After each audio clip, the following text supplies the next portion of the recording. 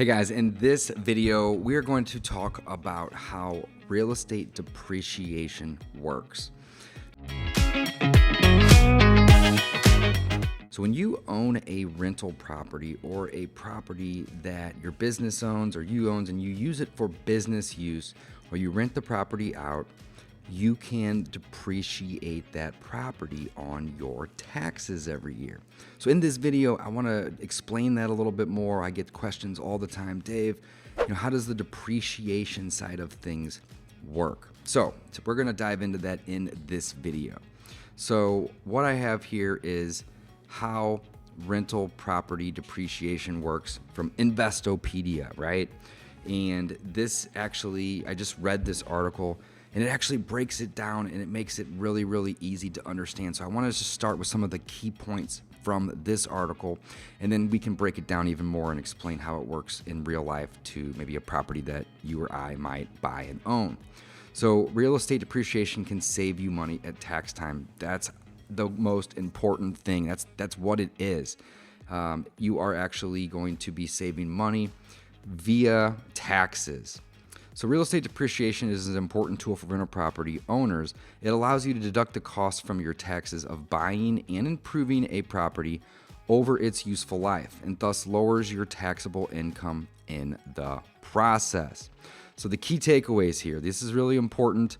Number one, rental property owners use depreciation to deduct the purchase price and improvement costs from the tax returns. And that's really what we're doing here is we're using this as a tool to save money on our taxes.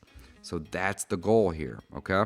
So we are going to use rental properties and we are going to depreciate to deduct the purchase price and the improvement cost from our taxes. The depreciation commences as soon as the property is placed in service or is available to use as a rental. So if you buy something and you're fixing it up, you can't start depreciating it until it is available to be rented, right? So as soon as the property is placed in service or is available to rent. And then by convention, most U.S. residential rental property is depreciated at a rate of 3.636% each year for 27.5 years. So if we pull up a calculator, can't spell calculator, here we go, and we take 100% and we divide that by 27.5 or 27 and a half years, we get 3.63. So basically you get to take 27 and a half years or 3.63, it's the same thing, each year. So you get 3.63% over 27 and a half years, or the total purchase price of the property over 27 and a half years. Quick story. The reason it's 27 and a half, I did some research, and the reason is because there was two congressmen that couldn't agree on should they allow you to depreciate property for 25 years or 30 years. And they decided, hey, let's just come together and get this done, and they met in the middle. So the reason the law is 27 and a half years is because of two people coming together and splitting it. One guy wanted 25, one guy wanted 30. Kind of funny. Thought that was kind of cool. All right, moving on. Only the value of the building can be depreciated. You cannot depreciate the land. So there's basically four key takeaways here. So what this part right here means is you cannot depreciate the value of the land. So if I buy a property for, let's say, $150,000 and the cost of the land is approximately $20,000, well, then the amount that I'm able to depreciate is the difference, or $130,000. You're not able to depreciate the land. The thing is about determining the value of the land, it's kind of opaque, it's kind of open, but what you can often do is you can see what the county assesses the value of the land at, and you can use that number, or you can find a sold comp on similar land, similar size, value, or nearby, and you can use that as well. Don't overthink it. The main takeaway is that you can't depreciate the land, only the fixtures that are on top of the land. So the building and or any improvements. So one thing you can do is you can buy a property and you can improve it, and then you can set the total cost, that total all in, as the amount that's going to be depreciated, which is pretty cool. So the tax write-off. Investing in rental property can prove to be a smart financial move. For starters, a rental property can provide a steady source of income while you build equity in the property, as it ideally will appreciate over time. So the cool thing is the property is going to appreciate over time, but we get to use this law, this tax write-off called depreciation, to actually depreciate it on our taxes. So you're kind of getting both, but they're two different things. I want to make that very clear. There's also several tax benefits. You can often deduct your rental expenses from your rental income you earn, thereby lowering your overall tax liability. And most rental property expenses, including mortgage, insurance, property taxes, repairs and maintenance expenses, home office expenses, insurance, professional services, travel expenses related to the management, they're all deductible in the year that you actually spend that money. So you get a bunch of other tax write-offs just by owning that property, if you're visiting it, if you're traveling to and from, management, so on and so forth. So real estate depreciation, another key tax deduction, namely the allowance for depreciation, works somewhat differently. Depreciation is the process used to deduct the cost of buying and improving, like I said a second ago, and improving a rental property. Rather than taking one large deduction in the year you buy or improve the property, depreciation is going to distribute the deduction across the useful life of the property. All right, so a couple more things before we jump in and do a real world example here, guys. Which property is depreciatable? Well, according to the IRS, you can depreciate a rental property if it fits and meets all of these requirements. And there's four little things here, right? You own the property, right? So you have to be the owner of the property. Now, the cool thing is if you're doing subject to or creative financing, you can own the property and you're still considered the owner and allowed to depreciate it if assuming that you are considered to be the owner, even if the property is subject to a debt, even if it's subject to somebody else's debt. If you are the current owner and you're on the title or the deed or you have control of that property, you can depreciate it, assuming it's a rental, right? And one of the things we took above here was the rental property. Let's see here. It commences as soon as the property is placed in service or available to use as a rental. And I think they describe it really, really easily here. Real estate depreciation is an important tool for rental property owners. It allows you to deduct the cost from your taxes of buying and improving a property over its useful life, and thus lowers your taxable income, in the process. I love that. All right, moving on. Which property is depreciable? So again, you have to be the owner. Number two, you use the property in your business or as an income producing activity. That's actually what I was looking for right there.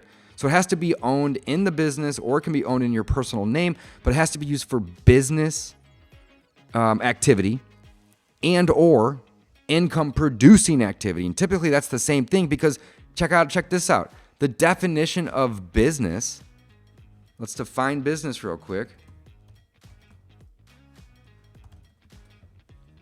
The definition of business is the practice of making one's living by engaging in commerce, a person's regular occupation, profession, or trade. Another way to describe how to define business is the act of making money. So you're using the real estate to make money. So again, use the property in your business or as an income producing activity to make money, aka rental properties. The property has a determinable useful life, meaning it's something that's going to wear out, decay, get used up, or become obsolete, or lose its value from natural causes, aka wear and tear. Over time, properties are going to experience some wear and tear, and the government wants to reward us landlords for doing so. And we'll jump into that in just a second. But the last item here is the property is expected to last for at least 1 year or more than 1 year. You cannot depreciate a property if it's not going to be standing for at least a year, guys. So you have to be the owner of it. You have to use it for your business or your income producing activity. The property has a determinable useful life, meaning that there's going to be some wear and tear on it and or it's not going to last forever. But it has to last for a minimum of 1 year in order to use the depreciation. Okay, so let's talk about a real life example here. I think that's going to be really, really helpful. And I'm actually going to change cameras to make this even easier. All right, so this is going to be an example of how we would use real estate depreciation, in our business, how I would use it in my business and how I am using it in my business, right? So the example that we talked about earlier, I think will make for a really good example. So we talked about purchasing a property, for $150,000. And if we assume that of that amount, $20,000 is going to be the land, and the additional $130K is going to be the structure or the fixture. It's the property itself, right? The house, not necessarily the land that it's on. So this $130K will be what we are allowed to depreciate. So I'm going to grab my calculator here. Okay, so here's what we're going to do. We're going to take $130,000 and we are going to divide that $130,000 and we're going to divide that by 27.5. Now that's 27.5 years. So if I go to my calculator and I type in 130,000 for 130,000 and I divide that over 27.5 years, that is going to give me a number of $4,727.27. And the beautiful thing about real estate depreciation is it's essentially a phantom tax write-off. It's an expense, but you don't actually have to spend that money to save this money. So by owning this example house that I purchased for $150,000, 20,000 of that's land, 130,000 of that would be the structure or the fixture.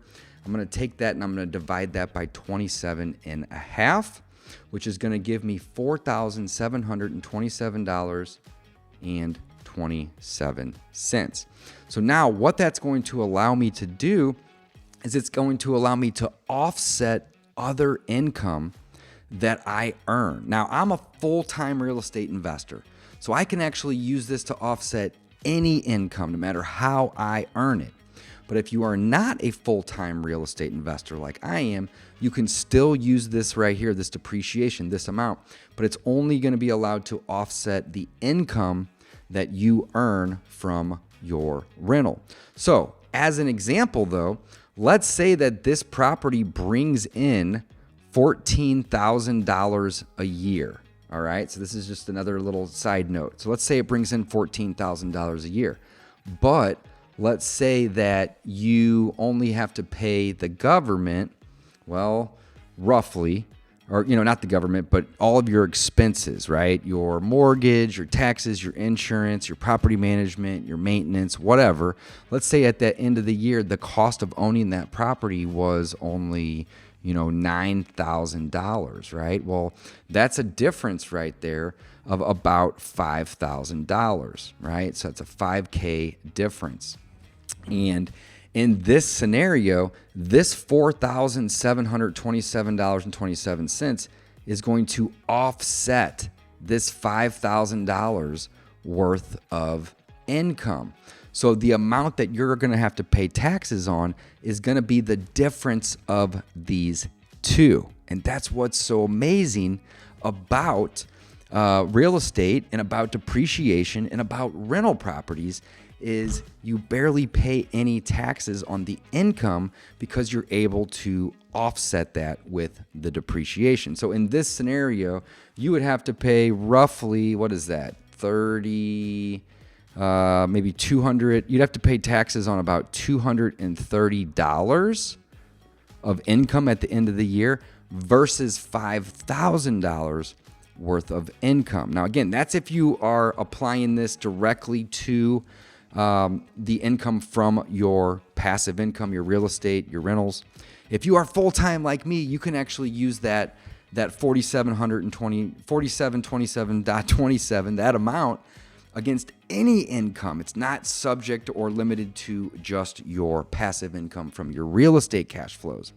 So that is the only difference if you are full-time in real estate and you actually file taxes as a real estate investor versus you having an occupation and just doing this on the side. So that is a great real-world example.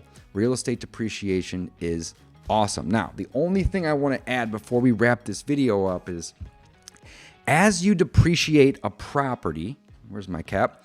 You are going to essentially reduce what's referred to as the basis. Okay, so this is the last thing that we need to know. So in this exact scenario, okay, my cost basis in this scenario is $150,000, right? $150K. That's my basis. My handwriting isn't the best, so bear with me, okay? And every year that I reduce my income because of the depreciation in the taxes, I am going to reduce the basis, okay? So the basis is basically kind of like, you know, what amount is going to be taxed. So if I didn't, here's a great way to explain this. Let's say that I didn't depreciate the property and I had the property for 10 years and I ended up selling the property for $170K. Again, no depreciation. Well, that would mean that if my basis was $150, that there would be a $20,000 income or $20,000 gain, and I'd essentially have to pay taxes on that $20,000, right? But in this example, we're using depreciation. So what would happen essentially is, let's say that we own this property for 10 years, and 10x 4727 would essentially be, we're going to just round up $50,000, right? We're going to offset our income by $50,000 and the amount of taxes that we're going to owe and have to pay every year by $50,000. But we're also, again, we're going to assume 10 years goes by. We're also going to reduce the basis of the property by that same amount, that $50,000. So what that means is if I go and I sell this property for, again, $170, I am going to have a new basis of $150 minus $50, which would equal $100K. And if I sold this for $170K, now I would have $70,000 worth of gains, or I would be responsible for $70,000 worth of income, which would be taxable. So if you do like the last scenario where you don't depreciate, your basis is going to stay the same. But it's always encouraged to depreciate because money now is always better than money later, especially when it comes to you saving roughly $5,000 a year in this example. So guys, I hope that you enjoyed this video. I hope you learned a thing or two about depreciation. Here's the thing, don't overthink it. It doesn't have to be crazy complicated. Just know that it's going to do you a couple things. It's going to save you money on your taxes each and every year because you're actually getting to submit a phantom expense, an expense that you didn't have to actually spend that money on, which essentially reduces the amount of earned income, which inevitably reduces the amount of taxes that you owe or have to pay. So guys, I hope you like this video. Like and subscribe if you haven't already, and we'll be bringing you lots of videos like this coming soon. Thanks for watching.